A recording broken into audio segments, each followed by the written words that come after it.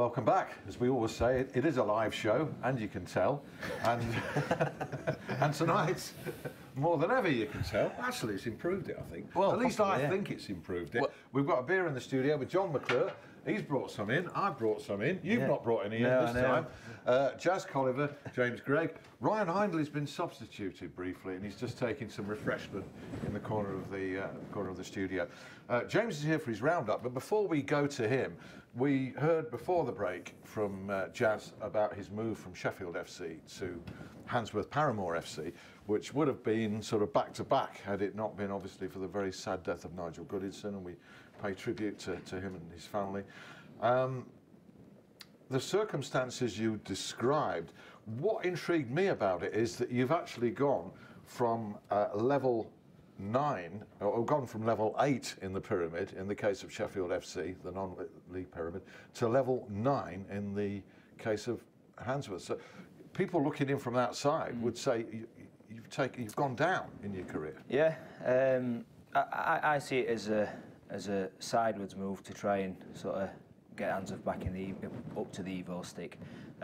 That's where I want to be managing. I enjoyed Sheffield FC in the Evo stick, but when I'm a Handsworth lad, and when they sort of come calling and sort of let me know about their ambition and where they want it to be, we'll hopefully be back in Handsworth. So there's going to be a new 3G ground built up at Oliver's Mount by Christmas. So there's a lot going on behind the scenes, and we don't need to lose the fact that it's a junior sporting club, probably the most successful in England, certainly is around in Sheffield. So we've got the real good links with the junior section, and hopefully progress them into the first team. So I'm kind of swaying towards the links with the youth and the development, and getting them into the first team, and then getting Handsworth up into the Evo stick. So yeah, people might say you're crazy, you're leaving Sheffield FC, which is prestige. Yeah, the prestige, the world's first. But I'm proud and I'm honoured to have managed and done my bit, and I hope they continue to progress, because I do feel there's been real progression in the last 14 months, not just in the Evo stick, but behind the scenes as well. It's a much happier place, and if I can come into Handsworth and do the same, as well as getting the results, I know myself and my family and the community will be really happy. Well, that's an ambitious outfit. Do you follow the non-league scene at all? Yeah, I've been to watch Sheffield FC several times. My cousin actually preceded Jazz as manager at Sheffield. I know Mr. Timms very well. I've also been to Alham for a couple of charity do's, and they're all great people up there. And I think, you know, when I go to London, like I'd have to, you know, like you have to do sometimes. And I talk to people in music game about Sheffield and about football, and the fact we've got the world's oldest ground, the world's oldest club, I think it blows them away, and they can't believe it. They think it's remarkable, really. And it's an immense kind of, you know, source of pride, really, for Sheffield people. And I don't actually think enough Sheffield people are aware of the history of Sheffield FC and Alham, and of Handsworth, actually. You know, as a sport, like he says, as a sports club, I don't think people are aware enough, really, because it's pretty amazing, really. It's sort of in our nature, though, sort of Sheffield people, though. Absolutely. Just to sort of, it's all right, isn't it? Yeah, you're not allowed to brag about it, really. No, and I think that's sometimes, certainly in a musical sense, where Manchester and Liverpool have excelled, because they don't mind saying, yeah, I'm great. And I've often upset a lot of people in Sheffield, because I don't mind saying I'm great. I think I'm brilliant. I think I'm a genius. And people don't like it. You're supposed to be humble. And I think that holds us back, actually. I think it's something peculiar to the Sheffield character. It's the full Monty thing of the bloke standing on the car in the River Don. Yeah. And somebody saying, all right, yeah, fine. That kind of thing, isn't it? The thing that always did... It's true, isn't it? It's absolutely true, you know. And the thing that always did puzzle me, though, is if Sheffield FC is the world's first club, as Mr. Timms obviously goes around the world telling everybody, and, you know, good on him for doing that, who did you play against? It's a bit one-hand clapping, isn't it? You know, like, it's a bit like, who did you play against, pal? It's a bit weird. But, no, listen, it's a great thing, and I think that ideally, in an ideal situation, new ground for Handsworth, Sheffield FC back at Olive Grove, and, you know, maybe some work done with Alham pitch, and I just think brilliant free clubs to have around, you know, wonderful. Absolutely. And I include Stocksbridge in that as well. Yeah, you know. now then, James is going to mention, Stocksbridge Park Steels, and also Penistone Church as well, because there's been 3 clubs in the playoffs this week. Or the playoffs. So, so Sheffield Park Steels, actually, they lost their semi-final. Stocksbridge, Yeah, so a bit of a shame. I mean, you obviously came across them because they were in the same league, Sheffield, weren't they? So the double over us. Yeah. I didn't want to mention that. But fair play to Chris. He's done an unbelievable job up there, and they've got some really good players. And I was watching on Twitter, keeping up to date with how they were going on. They come across Spalding, in my opinion, the worst one they could have got in the playoffs, away from home on a Tuesday night, travelling 2.5 hours. It's not ideal, but they fancied it because they've beat them twice already this season, and unfortunately they've come up short. But I'm sure that they'll be there or thereabouts next season. It was the same score as Hallam's defeat, wasn't it? It was 3-2. It's a very close game. It was. And they had a big run as well. It's got to be said, they had a big run. I think 9 games on the spin they won, didn't they, to sort of cement their place in those playoffs. So that was really impressive, actually. We could talk about the Football League clubs as well. Sheffield Wednesday, big match against Portman Road. I know that you're sort of looking to sort of attend that one, maybe. Unfortunately, I go to a lot of away matches. Football's, you know, a big thing for me. It's like me little, because my problem is my hobby's become my job, right? So last thing I want to do is go to a gig, like busman's holiday, right? So I love going to watch Wednesday, and I can't unfortunately get to Ipswich. I went last year, but my wife's about to give birth any moment, and there's every chance that the imminent arrival of our second child could derail my playoff bid on a personal level, you know. On a personal level. Derail your relationship, 1 and 2. Well, yeah, I mean, you know, it's a matter of priorities, and I think she'll understand giving birth on her own. no, listen, I've got to stay at home for a few weeks and do that dad thing, unfortunately, but I'll be there in spirit, you know. Well, talk love affairs, we wish you well. Thank you very much. With both. Let's have a result. Yeah, I can hope so. On both counts. Well, good luck for that, you know, and you know, wish you all the best for that. Thank you very much. As we do with Sheffield Wednesday as well, but of course Sundays, there's a little procession, the coronation, if you like, of Blades becoming sort of the League One champions. I know that was sort of confirmed a few weeks ago now, but promotion party in front of a sellout Bramall Lane on Sunday against Chesterfield as well. Sheffield Sharks basketball, big first leg against Worcester, who they beat last week in cementing their playoff spots. EIS tomorrow night. On Sunday they play against Worcester again in the second leg. Good luck to them as well. Of course, the Sharks are the defending champions of that. The Sheffield Eagles are in action at Featherstone Rovers on Sunday in the Championship, coming off 2 massive wins actually. They beat Dewsbury Rams by about 30 points, and before that they beat Rochdale Hornets, former Challenge Cup winners of course themselves as well, by about 30 points, so very good. And supercharged by London marathoner Keith Senior. Yeah, absolutely. He did the Sheffield. I saw him at the Sheffield, and he did that. That was his warm-up. That was his training. Yeah, training for the London, and he did good time. I know he for a big lad as well. Yeah, very good time. Well done, Keith. Very good indeed. And we'll finish off with a debut mention as well before we bring Ryan back in, who's far more interesting than I am. We'll finish off with a debut mention on this roundup for. He's not. He's not. No. All right, then he in. Not really. For a debut mention for Sheffield City Water Polo Club, because they've won the national championships for the under-17s. So that's all. Brilliant. Thanks very much. And you haven't mentioned Sheffield United signing anybody. No, well, that doesn't need to be mentioned, does it? Not really, no.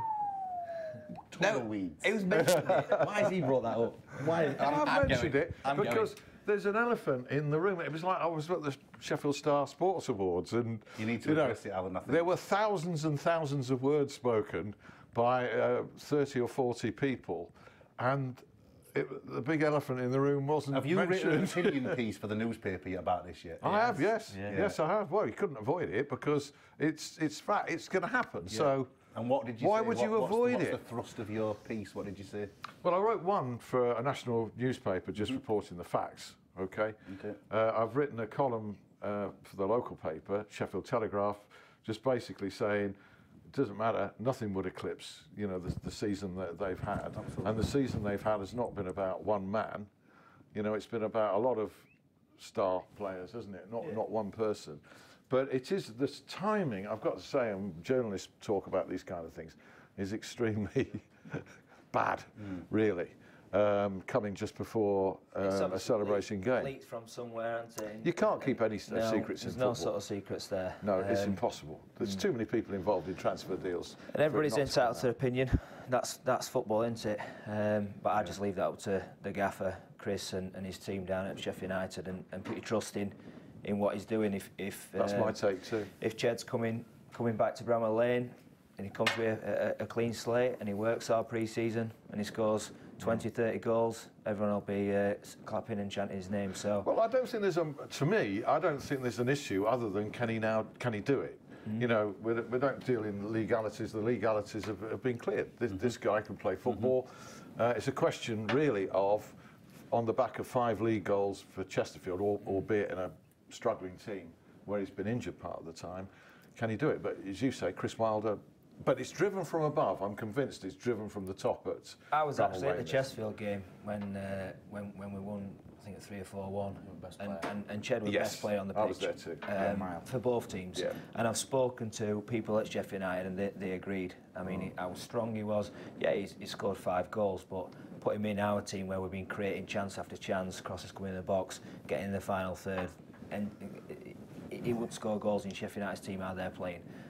So I've no qualms with him coming back to Bramall Lane and hopefully score goals and get a smile back on his face. Yeah, it's a professional playing issue now, isn't it, really? I think purely and simply. I think it's a case of a good pre-season. Let's see what's happened. He's been acquitted. People are going to have their opinions. That's football. But I think for me, just see him as a footballer now and give him the best opportunity to make a success, whether he plays for Sheffield Wednesday, Sheffield United or Oxford, whoever it is. Let him do his job, let him do what he does best, and hopefully he'll do what he did for us previously, because that season he's just unplayable. He was outstanding. Step up to the Championship now, but we await and we see, and certainly you mentioned that the game at the Pro Act, it was 1-1 I think when he went off injured, and he'd given, as a lone striker, he'd given United a real chasing at the back, particularly in the first half. So that's where their goal came from. He was just too strong for Basham, and he sort of got on a loose ball, and then they've scored a great goal. Yeah, the season, what Ryan's talking about, frightening for Sheffield United. He got a free kick 20 yards out, with a goal. He was scoring free kicks like they were penalties. He's got one of the hardest shots in football. Chesterfield away last time we played him, I think we won 1-0. He scored from 20 yards, the difference in the game. So yeah, people have their opinions, but and I do. And I know say this, wherever he plays, just let him go and play. Let him get a smile on his face. Let him enjoy it. Let him score goals. Let him do what he's best at. So yeah, good luck to him. And now it comes out. There's a hue and cry for a couple of days, but it won't be anything like we've seen before, and it won't overshadow anything, in my opinion, at Bramall Lane on Sunday. Nothing. It's down to the gaffer at the end of the day, and the board. They've made that decision. They believe what they believe, and I think it's like Jazz says. I think John would agree. Just let him play. He's a footballer. Let him go and do what he does. Right. Yep. Everybody nodding. Everybody nodding in agreement. I've got the feeling within Hillsborough, from certain, say, private conversations here and there, that everybody's been committed to getting this playoff spot nailed down before the Fulham game. You would hope so. Yeah. I think it would mean the last game of the season we had the potential to rest players. I think Bannon particularly looked leggy. It would give us a chance to give Kieran Lee more game time, because I think we really need him fit for the playoffs.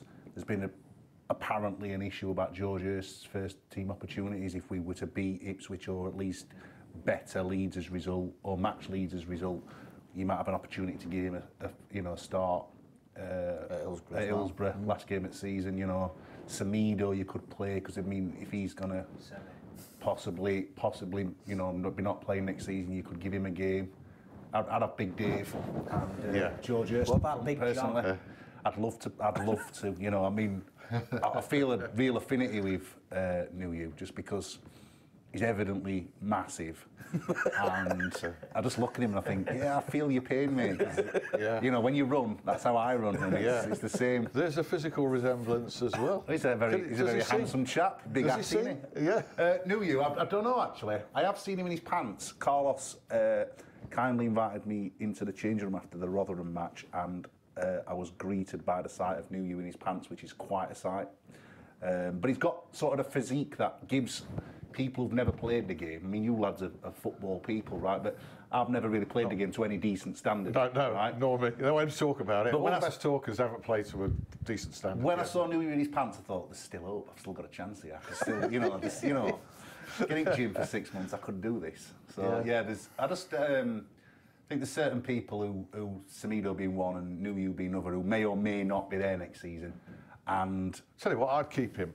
I'd put money now on, and it's not decided that they'd offer him a contract and he'll stay. Because he's an option. His value around the place, yeah? As a person. Semedo or Nuyu, do you mean here? Semedo? Ah, well, I was talking Semedo there. I think Semedo will undoubtedly stay at the club. I think he'll become a bit of a sort of Portuguese Lee Bullen, if you like. Carlos, I know for a fact Carlos loves him. The players love him. The fans love him. I don't think he'd want to go anywhere else. And I think he'd probably, you know, possibly take a playing contract just to keep his hand in a little bit and just be involved in a... I'd start to move him into management and coaching, though, because I think he's got all the attributes that would make... Well, I think it's a bit like Richie at Chesterfield, isn't it, really? Yeah, he's exactly obviously same. got, Exactly from same. the PFA, he's been a fantastic professional, and having played, he is a fantastic pro, is that is an inspiration to the younger guys coming through, and the people that we've had on loan have always spoke about Semedo as being just a wonderful person, and I think that's a massive thing for people that can put his arm around him, he can give them life experience and playing experience. Yeah. I think it's only beneficial, as Richie Can't is put a obviously value at on Chesterfield. Yeah, absolutely. I think it'd be great for Wednesday to keep somebody like that. Be great to just have a minute for Richie Humphries, actually, because if he hands his boots up this year, what an incredible professional he's been. Yeah. Yes. Unbelievable career. Yes. You know. He might not do. Jassie's trying to sign him. Is it? Yeah, well, Jazz is never trying to know. sign him for Handsworth. It was linked with Hartlepool job, weren't it, in the week? he's a brilliant fellow, Humphries. Yeah, linked with Hartlepool only by me. Is that I just put a tweet out thinking on my feet as a shout for Hartlepool at the end of the season, if they stay in the league. What about Richie Humphries and maybe Ronnie Moore alongside him as an older... Or Sheffield United. I think Ronnie would fancy it, yeah. But I just look at Richie, but it's with this responsibility and this role he's got with PFA. He's like on stage with David Beckham the other night. He's But like, wow, he deserves that. He's only in the PFA role while he's still Well, he's a playing. professional. Yeah, and once he finishes, he has 40? to... 38, yeah. 38? So, yeah, I just think, can he get a new contract somewhere to keep his PFA role? He came on against Sheffield United, didn't he, at Pro Act this year? Yeah. So he's still played League One football. Could he still Can you get pass a a contract with Hoops in? I don't know. I think we'll be able to sort something. Speak to our chairman. I'm going to talk about your management of the Reds team in Redsby Blues in a minute. Semedo, thanks for your kind comments. I know you enjoyed the show when he was on here with Keith Edwards. Yeah, really did enjoy that. I saw a little video clip this week of Carlos Carvalho at one of your gigs. Yeah, is he a Makers fan? Is he? We'd been like Twitter flirting for a while, and then I said, "Come to a gig, Carlos." So we did like a smaller tour of just acoustic. Me and my mate Ed, guitarist in the band, we did like smaller dates, smaller venues than we'd play with the full shebang. And we played Rescue Rooms in Nottingham, and Carlos drove down, came backstage, loved it, and since then we've been out for a meal together, and I've been in changing room and all that. And I think he's wonderful. Top bloke. Above all else, I think he's a breath of fresh air for the club. I mean, we've had a bit like Sheffield United, you know, we've had a few managers who you just think, really? We've kissed a few frogs, haven't we? You know what I mean? I think both clubs have got the best managers they've had in certainly, a decade at least. Together, simultaneously, perhaps since Bassett and Atkinson, absolutely. You know, and Bassett and Francis and people like that, you know, maybe. And also, I know a lot of people who know Wilder, right? I know Carlos myself. I know a lot of people who know Wilder, who are good mates of his, and they all speak incredibly highly of him. And I think just the way these two fellas conduct themselves, it's good for City, isn't it? Really. Yeah, and they do. They conduct themselves brilliantly, absolutely brilliant. They've both been on this show as well for a start, so that's a recommendation for them. But before we say anything else, Reds v Blues is a charity game. It occurs around June time every year. Yeah, am I right? Indeed, yeah. I went to one of them. I even saw you play. It's July, yeah. Yeah, is it in July? You were going to give me man at match, but I came off, Alan. You said I were outstanding. It's funny, That's not like you, right? I can't remember that. But you're managing the Reds team, so I'll give a few names here now. Matt Pinder, Mark Rowe, yourself, you're playing, yeah? Mark Barnard, Paul Devlin, ex-Blades, good player, Paul Devlin. Lee Chesters, Patrick Sufo, Blade striker, Paul Pescasilido, another Blade striker, Ryan Swain, comedian and host. Can you add Jas to that as well? I'm in. Yeah. You're in, are you? He's got You're in. And we'll add John to Blues as well if he's available. What date's that? I'll play on John. It'll be a good I can't race. read what the date is, but anyway, the Blues team, got to read the Blues. Who's managing the Blues team? Does it say? Oh, it's, doesn't say. Doesn't say It's Lee Peacock. Lee Peacock's manager. He's also playing Daniel Slaney, the boxer. He's got a title fight coming up. Good on him. Lovely yeah, lad. he's going to be in talking about that. Darren Lukin, actor. What's he in? One of the soaps. Julian Watts, Tony Rob Lamar, TV presenter. Ryan Rhodes, Simon Marples, Miguel Liera, who we know very well. JP McGovern, who we also do. Lee. You can make it bigger. Yeah, thank you. It's technology, isn't it? Lee Wasden. Yeah. Okay. Lee Wasden? Yes. He lives on my mum's road. Does he? Did he play in that game? Why is he playing? Top 2 roads and bottom 2 roads. We'll get you in, John, if you're in. Lee Peacock follows me on Twitter. If he tweets me, I'll be happy to help him in an assistant manager capacity. Right. Okay. An offer he can't refuse. There we are. So that's in July. Reds v Blues. Okay. That's the public service announcement out of the way. I'd just like to wish you all the best for the summer, and I know you're still drowning in sorrows, but just take away all the pleasure and pride that people have had, including myself, who's been to see your team this season, because we've been richly entertained. I can promise you that. Thank you. And it's been a fantastic achievement to do that twice in the playoffs. And I wish you all the best with your ambitious new role. It's not often actually that managers leave the world's first for another club. They've left for other reasons on occasions, haven't they? But, yeah, looking forward to it. And like I say, I've got some good memories and made some great friends. Worked with some good players, and I just see it as an opportunity to move forward and get Answorth into the Evo stick, and whether that's the next season, the season after, we'll be doing everything we can to get them there as soon as possible. And alongside with the ground and the juniors, it's just exciting. So looking forward to it. Great. And John, I mean, you've got one big gig coming up that you've got to attend on pain of death. Yeah. Have you got anything else coming up gig-wise? Got a lot of festivals. Kendall Calling Festival, a host of others. We've recorded a new album that we did in Thailand that I've postponed the release of owing to my wife's imminent childbirth, but that'll be out later in the year, plus a UK tour. I've also done a load of podcasts which I've been signed up to release, so it's good. And your wife's in the band anyway, so I mean, she could almost do both together. The jungle. Yes. Now that was a revelation, wasn't it? Well, we were talking before we came on air. Should have been drinking from It's only an ITV cup. It's not a jungle cup. It's just an ITV cup. Yeah. You were invited. I went for a meeting with regards to going in the jungle a few years back, and decided it would be the worst thing ever. Not good for your career. Just, I'm not ready to be a cheese ball just yet. But once I have like 3 kids, 4 kids, and Mrs. leaves me, and it starts to get a bit airy on financial front, you can expect to see me. Do you think they'll approach you then? No, that's the thing. Probably not as famous, not famous enough nowadays, Al. If you keep coming in here, we'll there's do what hope. we Yeah, can in for the you. pal, we live in hope. Yeah. Do we? Is that where you live? I live in hope, mate. Yeah. You actually do. I'm a Wednesday fan. You've got to. But, You've got to. yeah. No, I thought you lived in Derbyshire. See, we're all right now. We don't live in hope anymore. We live in reality, so it's good. Finally, it's took us enough years anyway. But yeah. Brilliant season. We don't all know round. what he lives in. What world he lives in. Narnia. We don't. This conversation must end here. It remains for me to thank Ryan, to thank Jazz, and again to thank you, John. Have good for coming summers. in. There'll be a repeat of this at 11 p.m. if you missed any of it. It's been good fun, and we've enjoyed it. We've enjoyed everything about it. It's on my YouTube channel this evening as well. See you next week. Bye. Bye.